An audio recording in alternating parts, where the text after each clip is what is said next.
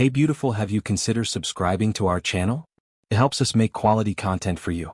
Help us reach our goal of 1,000 subscribers. Spacefaring civilizations generally expect certain universal constants, the speed of light, gravitational forces, and the natural order of predator-prey relationships. That last one, as it turned out, wasn't quite as constant as everyone thought, at least not when it came to humans.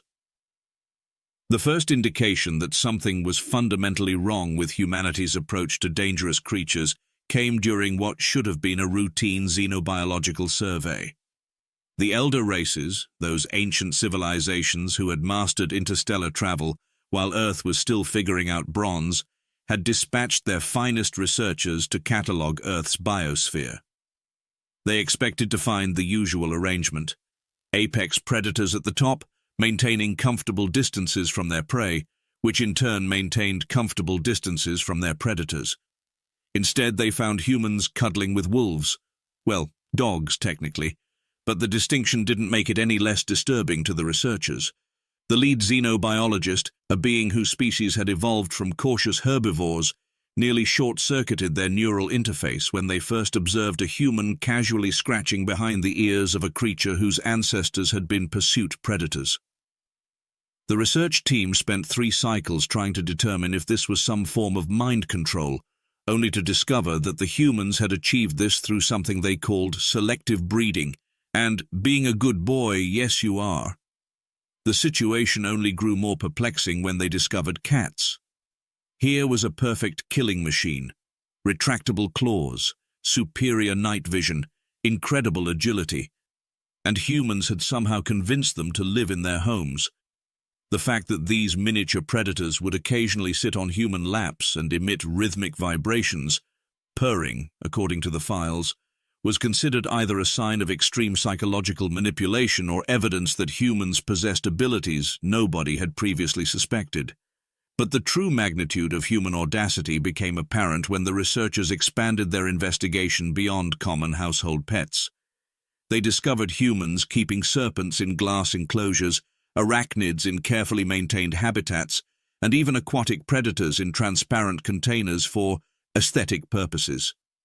The concept of keeping predators for aesthetics caused several members of the research team to require meditation breaks.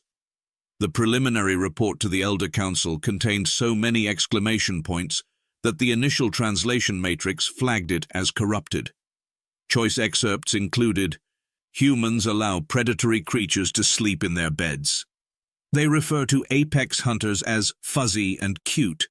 They have competitions to show off how well-behaved their predators are. They put tiny outfits on creatures that could theoretically eat them. The Council's first response was to check if the research team had accidentally ingested any of Earth's more interesting vegetation. When subsequent reports confirmed the initial findings, they were forced to confront an uncomfortable reality. Humans had been casually domesticating deadly creatures for thousands of years, and they considered this perfectly normal. What really threw the elder races for a loop was the discovery of animal therapy. The concept that humans would deliberately bring predatory animals into medical facilities to help with healing was so counterintuitive that 3 different species demanded independent verification. The image of a recovering patient petting a dog, while both seemed equally content, was filed under "things that shouldn't work but somehow do because humans." The research team's psychological analysis of human-pet relationships read like a horror story, written by someone who didn't quite understand why it should be horrifying. Humans have developed such strong bonds with these domesticated predators that they consider them family members. They celebrate their birthdays. They create social media accounts for them. They spend significant resources on their comfort and entertainment. And perhaps most disturbingly, they have successfully convinced these creatures to reciprocate these feelings. What the elder races found particularly baffling was humanity's casual attitude about the whole thing. When questioned about living with predatory species, most humans responded with enthusiasm, rather than the expected terror. They showed pictures of their pets with pride, apparently oblivious to the fact that they were displaying evidence of their species' ability to remake other species through sheer force of will. The initial phase of research concluded with more questions than answers. How had humans achieved this level of interspecies manipulation? Why did they seem completely unconcerned about sharing their living spaces with natural-born hunters? And perhaps most importantly, what did it say about humans that they could look at a wolf and think, "I bet that could be friend-shaped with a few thousand years of effort"? As the research team prepared their final preliminary report, they couldn't help but notice that several of their members had started finding Earth's domesticated animals somewhat endearing. This development was noted in the report's appendix under Possible Mimetic Hazard Warning. Human pet concept may be contagious. The elder races would soon discover that this was just the beginning of their crash course in humanity's peculiar relationship with Earth's predatory species. What they had witnessed was merely the tip of an iceberg that would fundamentally change their understanding of both humanity and the concept of natural order. After all, any species that could convince apex predators to act as therapeutic companions clearly needed further study, preferably from a safe distance, with multiple containment protocols in place. As the elder races delved deeper into humanity's history of animal domestication, their research started to resemble a cosmic horror story. If cosmic horror stories featured people cooing at deadly predators and calling them snookums. The investigation into wolves' transformation into dogs sent several xenobiologists into early retirement. The concept that humans had looked at one of their planet's most efficient pack hunters and thought, "I bet we could be best friends," challenged everything they understood about survival instincts. The fact that it had worked challenged everything they understood about, well, everything. The research team's reconstruction of the domestication process read like a fever dream. Step 1. Encounter dangerous pack predator. Step 2. Decide to share food with dangerous pack predator. Step 3. Repeat until dangerous pack predator becomes slightly less dangerous. Step 4. Several thousand years of selective breeding. Step 5. End up with something that chases its own tail and becomes excited about car rides. The discovery of selective breeding particularly disturbed the elder races. Humans had essentially looked at natural selection, decided it wasn't fast enough, and invented their own version. The results were staggering. Wolves transformed into everything from tiny companion animals to massive working dogs, each bred for specific purposes that often had nothing to do with their original predatory nature. One researcher's report on the variety of dog breeds included the notation, "They made some wolves smaller for the express purpose of sitting in bags and being carried around. They made apex predators portable." The investigation into feline domestication proved equally disconcerting. Unlike dogs, cats had apparently domesticated themselves to some degree, which led to heated debates among xenobiologists about whether this made humans more or less concerning. The fact that humans had successfully formed alliances with creatures that chose to ally with them sparked new theories about humanity's apparent ability to forge connections with any species that didn't immediately eat them. The research team's discovery of various working animals added another layer to their growing concern. Humans hadn't just made predators into companions, they'd turned them into colleagues. Dogs were used for everything from hunting to search and rescue. Cats were employed as pest control specialists. Even birds of prey had been recruited for various tasks, leading one researcher to comment, "They've weaponized friendship."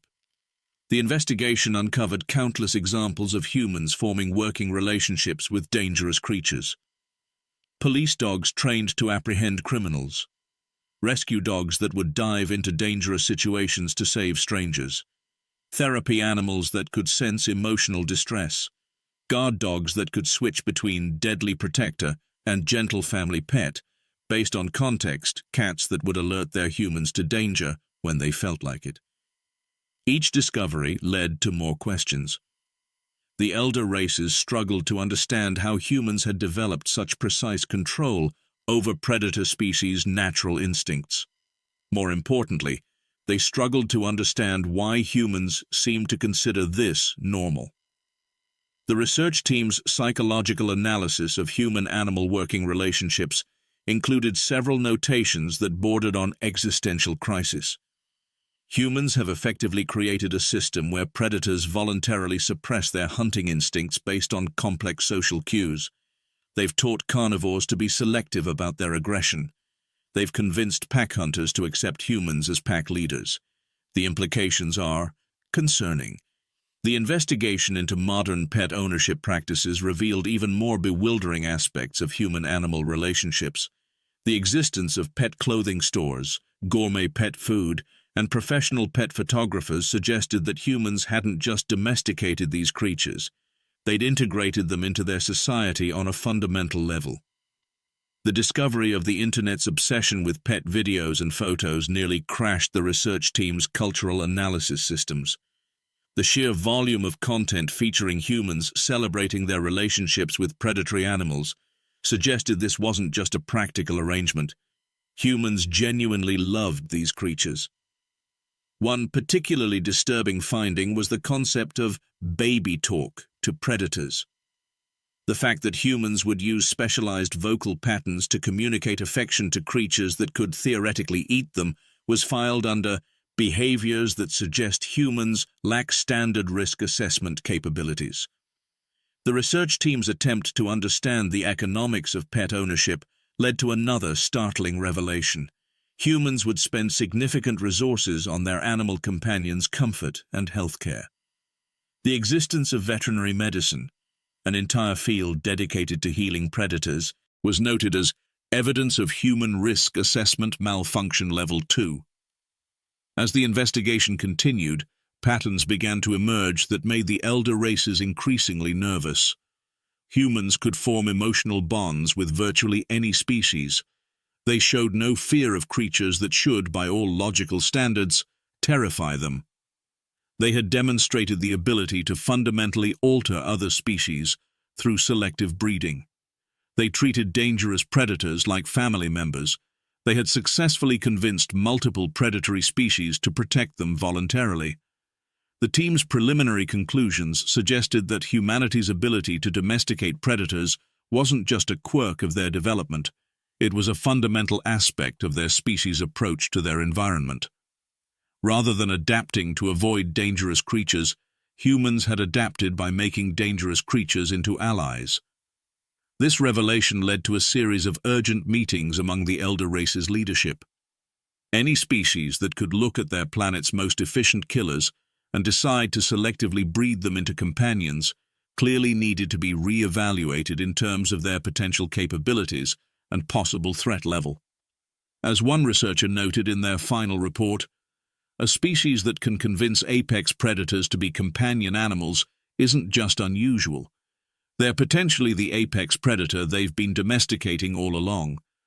They just did it so gradually that neither we nor they seemed to notice. The investigation's second phase ended with a recommendation for further study, though several researchers suggested maintaining a safe distance while doing so. After all, if humans could convince wolves to become puppies, what else might they be capable of? The elder races would soon find out that this was just the beginning of their unsettling discoveries about humanity's relationship with Earth's most dangerous creatures. The next phase of research would reveal even more disturbing aspects of human-animal handling capabilities and raise serious questions about who was really at the top of Earth's food chain. The third phase of the elder race's investigation into human-animal relationships began with what one researcher called the exotic pet incident. This perfectly bland designation concealed what was essentially a collective alien panic attack triggered by the discovery of human exotic pet ownership. It started when a junior researcher, tasked with cataloging various types of human pets, stumbled across something called a reptile expo. The resulting report contained so many alarmed expressions that the universal translator initially classified it as poetry. Once properly decoded, the contents caused several senior researchers to question their career choices. It seemed, weren't content with just domesticating mammals. They had expanded their let's make friends with it approach to include creatures that most species would sensibly avoid. Snakes, lizards, spiders, and various other creatures that seemed designed by evolution to inspire terror had somehow ended up in human homes, often with cute names and custom habitats. The research team's documentation of exotic pet ownership read like a horror story written by someone with an unusually optimistic view of death. Humans keep constrictors as pets. Constrictors. Animals whose hunting strategy involves squeezing the life out of their prey. Humans give them names like Noodle and Mr. Squeezy. They handle these creatures voluntarily. They post pictures of themselves with these animals wrapped around their necks, and they're smiling in these pictures. The discovery of tarantula ownership nearly caused a diplomatic incident. 3 different elder species had to be convinced that this wasn't some form of elaborate psychological warfare. The concept that humans would willingly share their living space with arachnids large enough to be visible from orbit, slight exaggeration noted in the margins, challenged everything they thought they knew about rational behavior. But it was the big cat enthusiasts that really broke them. The research team's first encounter with private big cat ownership led to an emergency council meeting. The revelation that some humans kept tigers, lions, and other massive predators as pets caused such consternation that new protocols had to be established just to process the information. One researcher's note summed up the general reaction. They're keeping apex predators in their backyards. Their backyards. These creatures could literally eat them, and humans are treating them like oversized house cats. This isn't just pushing the boundaries of natural order. It's taking those boundaries out for a nice dinner and never calling them again. The investigation into professional animal handling revealed even more disturbing aspects of humanity's relationship with dangerous creatures. Zookeepers, animal trainers, and wildlife rehabilitators demonstrated levels of casual interaction with deadly animals that bordered on supernatural. The documentation of a typical day at a wildlife sanctuary caused several researchers to require mental health breaks. Humans hand-feeding carnivores large enough to swallow them whole, casual physical examinations of venomous creatures, medical procedures performed on predators with only minimal restraints, training sessions where humans deliberately taught large predators new behaviors, rehabilitation programs where humans helped injured predators recover, apparently unconcerned that they were essentially making dangerous animals more efficient. The research team's psychological analysis of professional animal handlers revealed patterns that the elder races found deeply unsettling. A complete lack of appropriate fear response, tendency to anthropomorphize dangerous creatures, willingness to enter predators' personal space, ability to read and interpret predator body language, casual acceptance of risk when working with deadly animals. But what really disturbed them was the discovery of animal rehabilitation centers. The concept that humans would deliberately heal injured predators, knowing these creatures would likely return to hunting, challenged everything they understood about self-preservation instincts. One particularly memorable report detailed a human rehabilitating an injured wolf. The human spent 6 months helping this creature recover, knowing full well it was a wild predator. When asked why, they responded, because it needed help. This level of disregard for natural predator-prey dynamics suggests either advanced psychological manipulation capabilities or a fundamental misunderstanding of death. The investigation into human media representation of dangerous animals added another layer of complexity. Humans didn't just tolerate these creatures, they celebrated them. Nature documentaries, wildlife photography, and conservation efforts all pointed to a species that had somehow transcended its place in the food chain to become something like predator enthusiasts. The research team's analysis of human conservation efforts led to what one researcher called the terrible realization. Humans aren't just coexisting with predators. They're actively working to preserve them. They're creating protected habitats, establishing breeding programs, and fighting to maintain populations of creatures that could theoretically eat them. This suggests either a species-wide survival blind spot or a level of ecological manipulation so advanced it appears as altruism. The discovery of human wildlife photographers pushed several researchers into early retirement. The concept that humans would deliberately seek out dangerous creatures to take pictures of them, often at extremely close ranges, was filed under behaviors that suggest humans may be immortal and just haven't mentioned it. But perhaps the most disturbing discovery was the human tendency to attempt to pet dangerous animals in the wild. The existence of warning signs, specifically telling humans not to pet certain creatures, suggested this wasn't just an isolated phenomenon. It was common enough to require official intervention. The research team's attempt to understand this behavior led to a series of increasingly concerned reports. Humans appear to have an instinctive desire to touch potentially dangerous creatures. When asked why they want to pet clearly dangerous animals, many humans respond with variations of, "because they're fluffy," or "look at their little faces." This suggests a possible species-wide deficiency in danger recognition, or worse, an advanced form of apex predator behavior we've never encountered before. The investigation's findings regarding human children and their relationship with animals caused particular concern. Young humans, it seemed, showed even less fear of dangerous creatures than adults. The existence of stuffed animal toys suggested humans were literally training their offspring to view predators as cute and cuddly from an early age. One researcher's note on this phenomenon was particularly telling. They're deliberately conditioning their young to view apex predators as potential friends. This isn't just ecological manipulation, it's multi-generational psychological engineering. As the third phase of research concluded, the elder races found themselves facing an uncomfortable possibility. Humans weren't just unusually good at domesticating dangerous creatures, they might be the most dangerous creatures of all.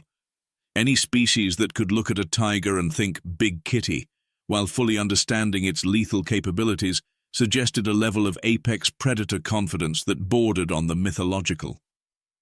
The final report of this phase included several recommendations, most of which boiled down to maintain careful observation from a safe distance and seriously reconsider our definition of apex predator.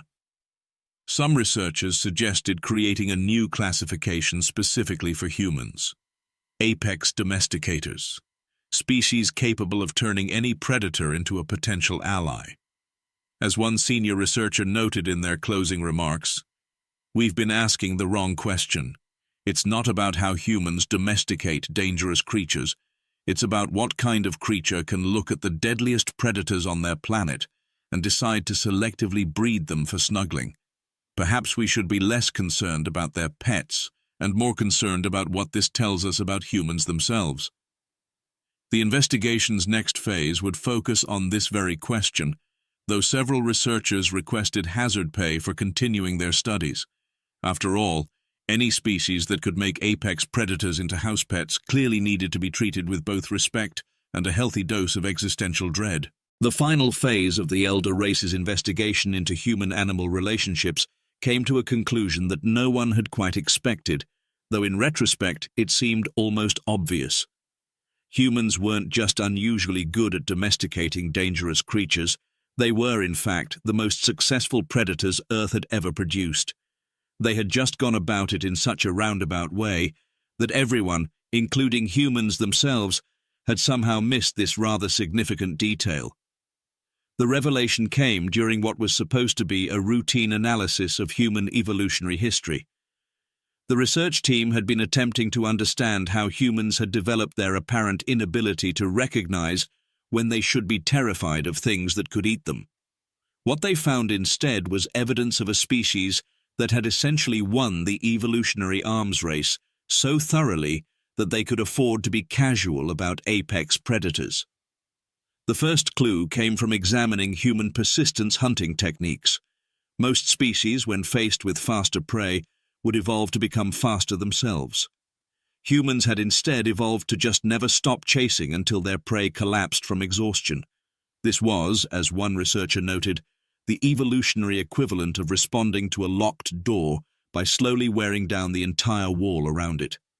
This pattern of humans simply refusing to accept conventional limitations kept appearing throughout their history.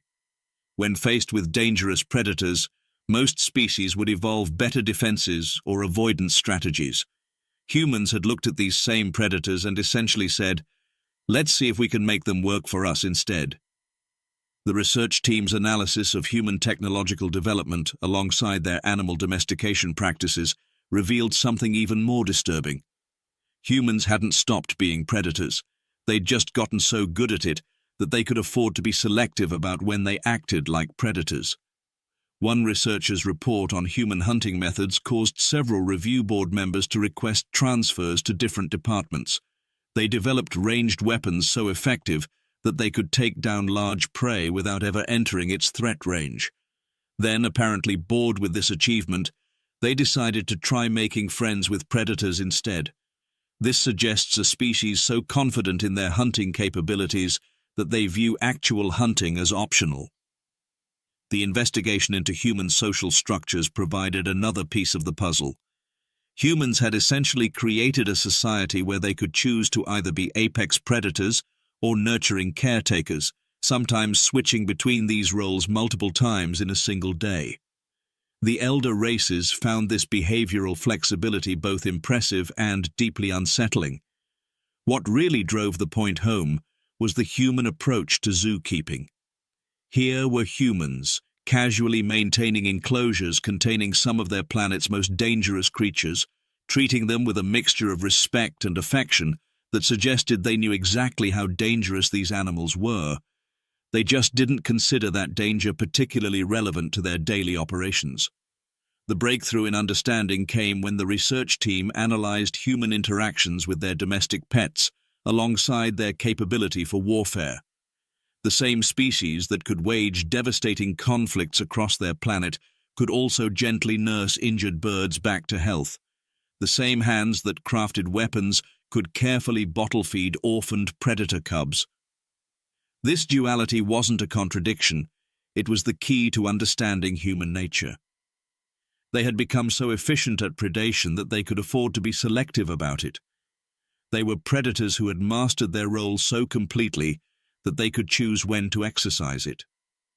The research team's attempts to replicate human-animal bonding techniques proved both illuminating and slightly embarrassing. Several elder species tried to establish similar relationships with non-predatory creatures from their own worlds, only to discover that the key wasn't in the technique, it was in the confidence that came from knowing you could probably handle things if they went wrong. Analysis of human medical treatments for dangerous animals provided yet another perspective on their unique position in their planet's ecosystem. Humans would routinely anesthetize and perform surgery on creatures that could easily kill them, apparently unbothered by the role reversal involved in rendering apex predators unconscious for their own good. The elder race's understanding of humanity underwent a significant shift during this final phase of research. They began to see human behavior not as reckless disregard for natural dangers, but as the actions of a species so thoroughly dominant in their environment that they could afford to be generous with their former competitors. When viewed through this lens, many human behaviors suddenly made more sense. They kept predators as pets because they were, effectively, the ultimate predators themselves. They rehabilitated dangerous animals because they were so far removed from natural competition that they could afford to help their former rivals. They bred wolves into dogs not just because they could, but because they were so secure in their position that they could turn hunters into helpers. The final report caused quite a stir among the elder race's leadership. It suggested that humanity's apparent casual approach to dangerous creatures wasn't a sign of ignorance or recklessness. It was a demonstration of absolute confidence, born from being the most successful predators their planet had ever produced. This led to an amusing period where various elder species attempted to understand human nature by trying to replicate their relationship with animals. The results were mixed, to put it politely. It turned out that simply deciding to make friends with dangerous creatures required a certain innate confidence that couldn't be easily replicated. One particularly notable attempt involved a highly advanced species trying to befriend what they considered a dangerous creature from their world. The attempt ended with the creature being thoroughly confused, and the alien equivalent of animal behavioral specialists demanding hazard pay for even watching the footage. The elder races eventually had to accept that humanity's relationship with Earth's predators wasn't just a quirk or a coincidence, it was a manifestation of their species' unique evolutionary path. They had become so successful at predation that they could afford to be selective about it, leading to a situation where they could choose to turn former competitors into companions. As one researcher noted in their final analysis, humans aren't oblivious to danger, they're beyond it. They don't keep predators as pets, despite being apex predators themselves. They keep predators as pets because they're apex predators themselves. We've been watching them play with tigers and thinking they were crazy, when we should have been wondering what kind of creature can afford to play with tigers. The investigation concluded with a series of recommendations that amounted to treating humans with the same careful respect one might show to a very powerful entity that happened to be in a good mood. After all, any species that could look at their planet's most dangerous predators and decide to selectively breed them for companionship was probably capable of doing much more if they felt it necessary. The final addendum to the report contained a note that would become famous among xenobiologists. Perhaps we should be grateful that humans decided to make friends with predators instead of simply eliminating them.